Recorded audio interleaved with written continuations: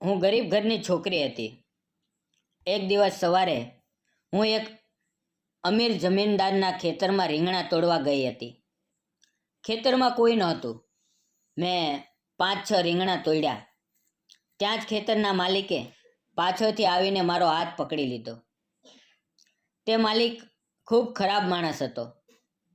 તેણે મારા પર જબરદસ્તી કરવાનું શરૂ કર્યું. તે જ વખતે ખેતરના માલિકનો દીકરો ત્યાં આવી ગયો. મારી ચીસ સાંભળીને તે દોડતો આવ્યો. તો નમસ્કાર મિત્રો, મારું નામ કલ્પના છે. હું ગામમાં રહું છું. અમે ખૂબ ગરીબ છીએ. અમારી પાસે ખેતી નથી. મારા માતા પિતા મજૂરી કરીને ઘર ચલાવે છે. અમારું કુટુંબ નાનું છે. હું, મારા માતા પિતા અને એક નાનો ભાઈ. આ વાત તે સમયની છે જ્યારે હું 25-26 વર્ષની હતી.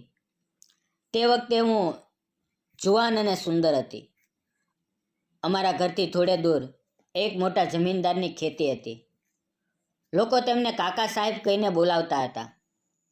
તેમના ખેતરમાં ઘણી બધી શાકભાજી, જેમ કે રીંગણ, બટાકા અને અન્ય શાકભાજી ઉગાડવામાં આવી હતી.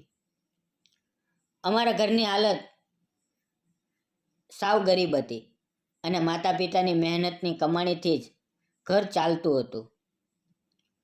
મારી માતા ઘણીવાર કાકા સાહેબના ખેતરમાં મજૂરી કરતી. કાકા સાહેબ સારા માણસ હતા. તેઓ અમને કહેતા, જો શાકભાજી જોવે તો લઈ જજો. એટલે અમે ક્યારેક તેમના ખેતરમાંથી શાકભાજી લઈ આવતા. કાકા સાહેબનો એક ભાઈ હતો. તે ક્યારેક ગામમાં આવતો. તેનો સ્વભાવ ખૂબ ગુસ્સાવાળો હતો. કાકા સાહેબનો નાનો દીકરો અમોલ ખૂબ સારો હતો અને કોલેજમાં ભણતો હતો. એક દિવસ રવિવાર હતો. અમારા ઘરમાં શાકભાજી કંઈ નહોતું.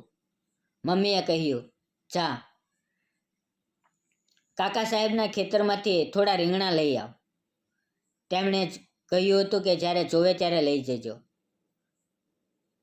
બસ હું સવારે નાહી ધોઈને પંજાબી ડ્રેસ પહેરીને કાકા સાહેબના ખેતરમાં રીંગણ લેવા ગઈ.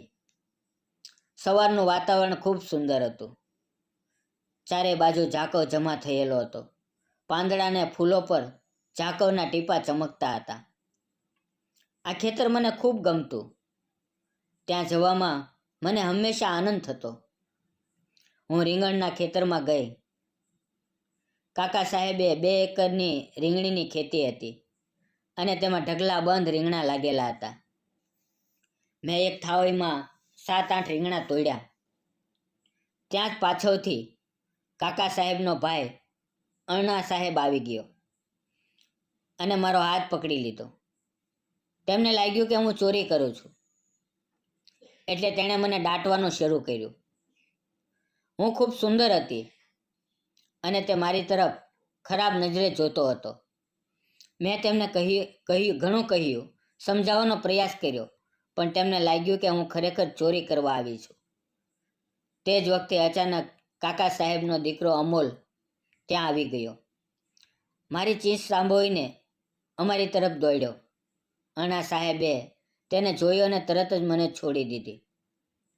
અમોલ ત્યાં પહોંચ્યો તો અણ્ણા સાહેબે નાટક શરૂ કર્યું અને મારા પર સીચો પાડવા લાગ્યા. ચોરી કરા છો? આવું કેમ કરે છે? જો આની થાળીમાં રીંગણા છે, હું રડતા રડતા બોલી. અમોલ સાહેબ, હું ચોરી નહોતી કરતી. ગઈકાલે કાકા સાહેબે કહ્યું હતું કે રીંગણ જોવે તો લઈ જજો, એટલે હું સવારે રીંગણ લેવા આવી હતી.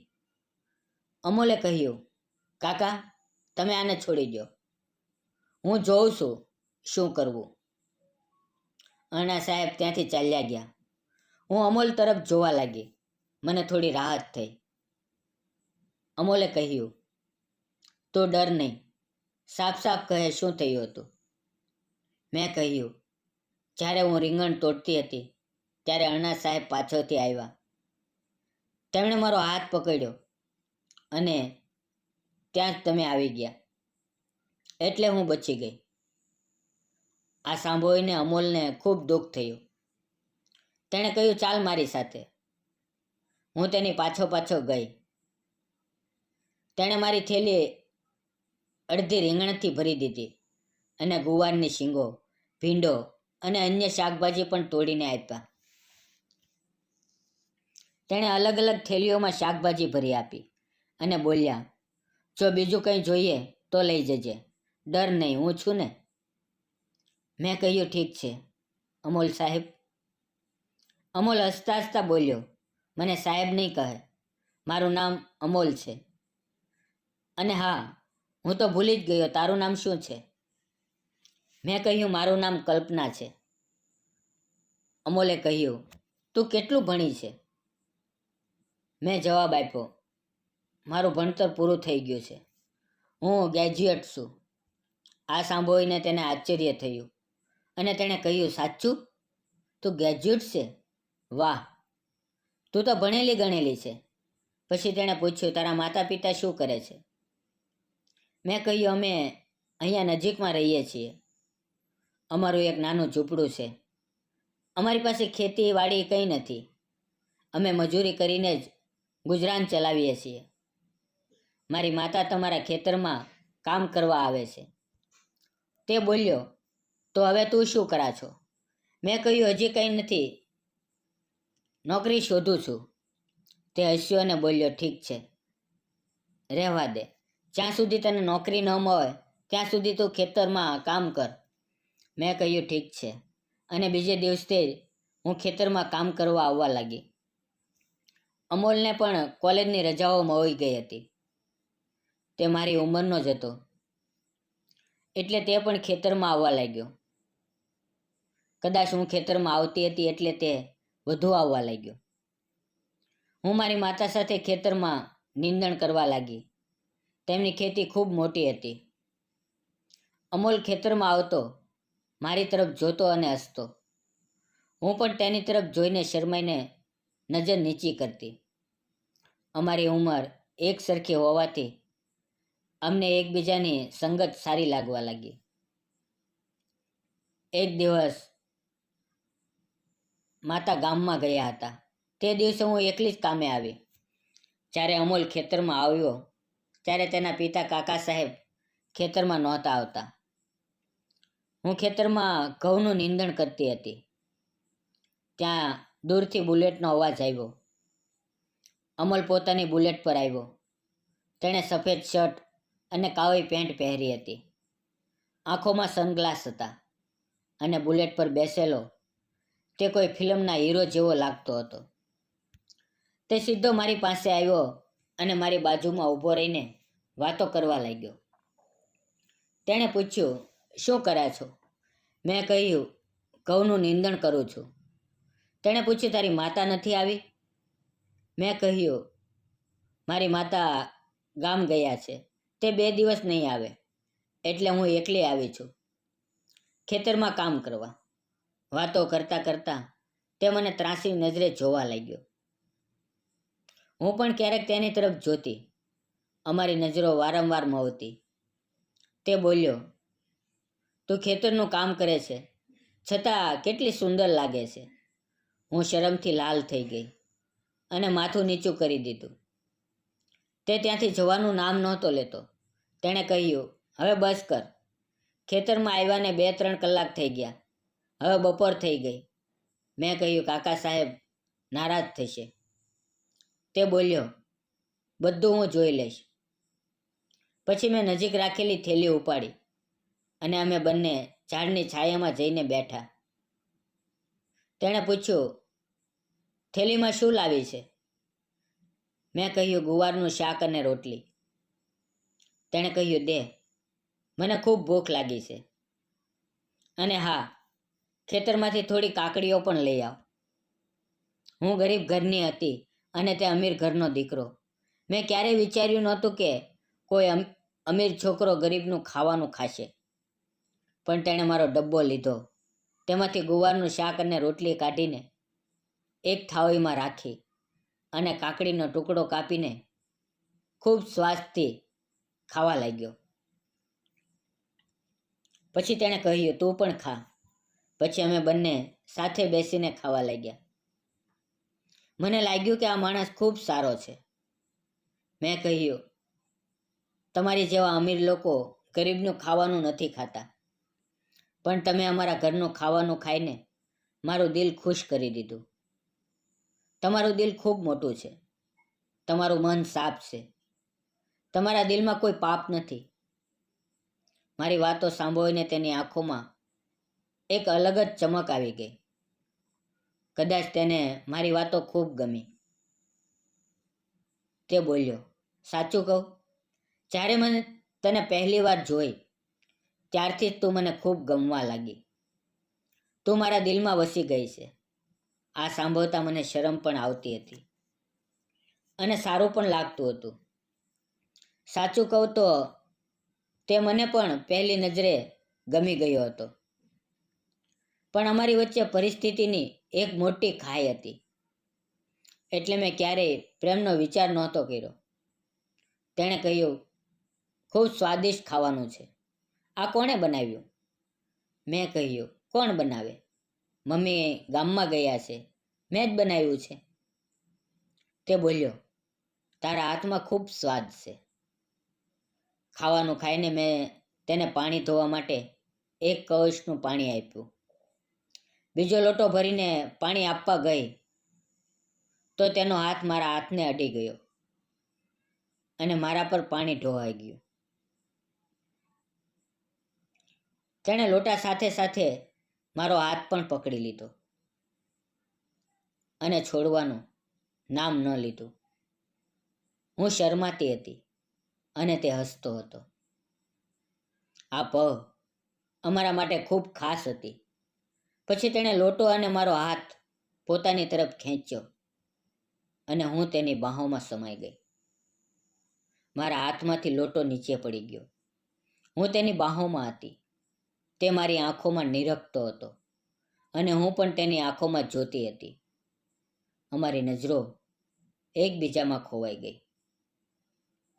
પણ તે જ વખતે મને મારી પરિસ્થિતિનો ખ્યાલ આવ્યો અને હું તેની બાહોમાંથી નીકળીને ફરી મારા કામની જગ્યાએ જઈને બેઠી.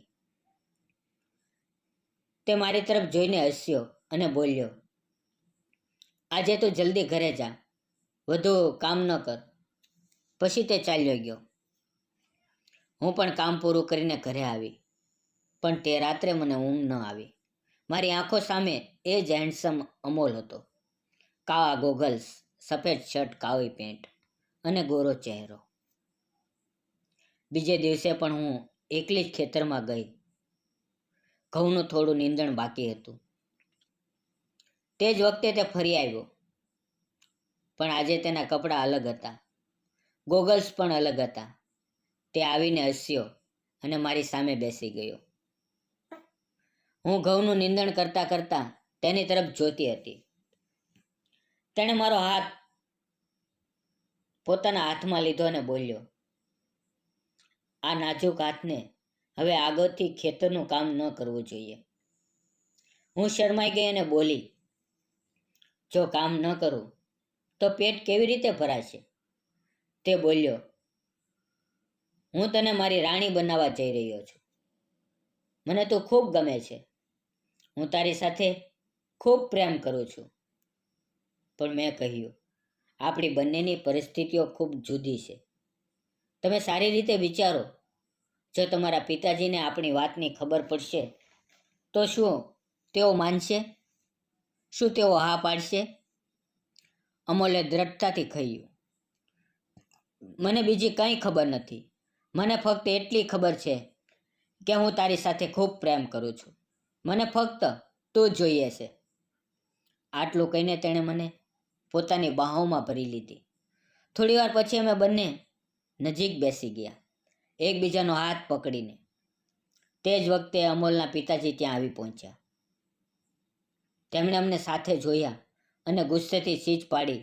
ત્યારે અમોલ બોલ્યો, પપ્પા, શું તમને મારી સાથે પ્રેમ છે? પિતાજીએ કહ્યું, હા. અમોલ બોલ્યો, તો મને કલ્પના ખૂબ ગમે છે. તેનો સ્વભાવ ખૂબ સારો છે. હું તેની સાથે લગ્ન કરવા માંગુ છું. પિતાજી ગુસ્સામાં બોલ્યા, તું પાગલ થઈ ગયો છે? તે ખૂબ ગરીબ ઘરની છે, આપણે ખૂબ અમીર છીએ, આ શક્ય નથી. ત્યારે મેં હાથ જોડીને કહ્યું, પિતાજી, તમે વિચારો, ક્યારેક તમે પણ ગરીબ હતા, પણ મહેનતથી અહીં સુધી પહોંચ્યા. અમે પણ ગરીબ છીએ. કદાચ એક દિવસ અમારી હાલત પણ બદલાઈ જશે. માણસે માણસના ગુણ, તેનો સ્વભાવ અને તેની નિયત જોવી જોઈએ. પિતાજી થોડીવાર વિચારતા રહ્યા અને પછી બોલ્યા, ઠીક છે, તું આને ઘરે લઈ આવ. આપણે તારી માતા સાથે વાત કરશું. પછી તે મને પોતાના બંગલે લઈ ગયો. ત્યાં અમોલની માતાએ મને જોઈ. હું દેખાવે ખૂબ સુંદર હતી, પણ તેમને અમારી હાલતનો ફરક સ્પષ્ટ દેખાતો હતો. અમોલની માતા ખૂબ સમજદાર હતી. તેણે કહ્યું, અમારા દીકરાને આ છોકરી ગમે છે. લગ્ન તો તેને જ કરવાના છે, આપણે નહીં. આ છોકરી ખૂબ મહેનતુ છે, આપણું ઘર સારી રીતે સંભાળી લેશે. માતાએ કહ્યું, પણ આના માતા પિતા સાથે પણ વાત કરવી જોઈએ. તે જ દિવસે બપોરે મારી માતા આવી હતી. અમોલ ગાડી લઈને મારા ઘરે ગયો અને મારા માતા પિતાને બોલાવી લાવ્યો. બધા બેસીને વાત કરવા લાગ્યા. મારા માતા પિતા ખૂબ ડરેલા હતા. તેમને લાગ્યું કે મારી દીકરીએ કંઈક ખોટું કર્યું છે. તેઓ વારંવાર કહેતા હતા, માફ કરજો, અમારી દીકરીએ કોઈ ભૂલ નથી કરી. પણ અમોલના પિતાજીના ચહેરા પર હાસ્ય હતું. તેમણે કહ્યું, તમે ડરશો નહીં, એવું કંઈ થયું નથી. અમારા અમોલને તમારી દીકરી કલ્પના ખૂબ ગમે છે. અમે તેને અમારી વહુ બનાવવા માંગીએ છીએ. અમને તમારી રજામંદી જોઈએ. આ સાંભળીને મારા માતા પિતાની આંખોમાં ખુશીના આંસુ વહેવા લાગ્યા. તેમને વિશ્વાસ નહોતો આવતો કે ગરીબીમાં જીવતી તેમની દીકરી સીધી અમીર ઘરમાં વહુ બનશે. તેમના માટે આ ખૂબ મોટું સુખ હતું.